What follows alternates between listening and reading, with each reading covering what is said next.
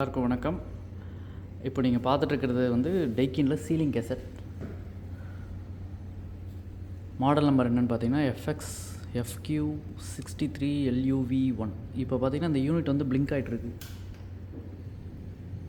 நான் வந்து இப்போ ரிமோட்டில் எப்படி எரர் கோட் செக் பண்ணுறது அப்படிங்கிறத நான் அந்த வீடியோவில் உங்களுக்கு ஷோ பண்ணுறேன்.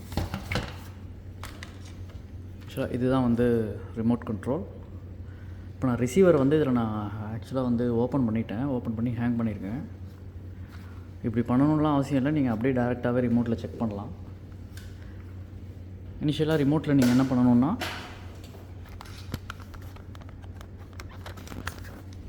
இந்த மாதிரி வந்து பட்டன்ஸ் இருக்கும்.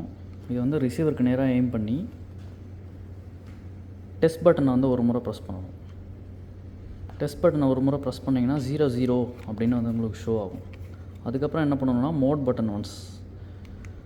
பட்டனை ஒன்ஸ் ப்ரெஸ் பண்ண உடனே பார்த்திங்கன்னா மேலே இருக்கிற 00 வந்துட்டு ஃபஸ்ட்டு இருக்கிற 0 வந்துட்டும் உங்களுக்கு வந்து ஃப்ளிக்கர் ஆகும். இப்போ என்ன பண்ணணும்னா டெம்பரேச்சர் அப் டவுன்,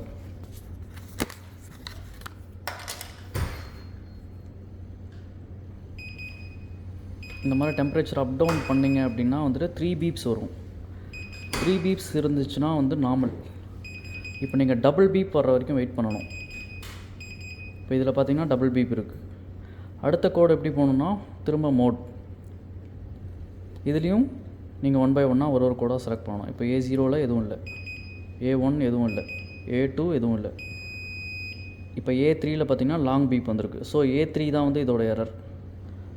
A3 அப்படின்னா ட்ரைன் பம்ப் வந்து ஃபால்ட்டி இல்லை வந்து சோக் ஆகிருக்குன்னு அர்த்தம். நம்ம வந்து அதை வேக்யூம் போட்டு க்ளீன் பண்ணலாம். அப்படி இல்லைன்னா நியூ பம்பை ரீப்ளேஸ் பண்ணலாம். நாங்கள் வந்து இப்போ நியூ பம்ப் வந்து ரீப்ளேஸ் பண்ண போகிறோம். இந்த எரர் எப்படி ரீசெட் பண்ணலான்னா, இந்த ஆன் ஆஃப் பட்டனை வந்துட்டு லாங் ப்ரெஸ் பண்ணி பிடிச்சிங்க அப்படின்னா எரர் ரீசெட் ஆகும். இப்போ பாருங்கள் 00 வந்துருச்சு. 00னா எரர் வந்து உங்களுக்கு ரீசெட் ஆகிடும். நன்றி, வணக்கம்.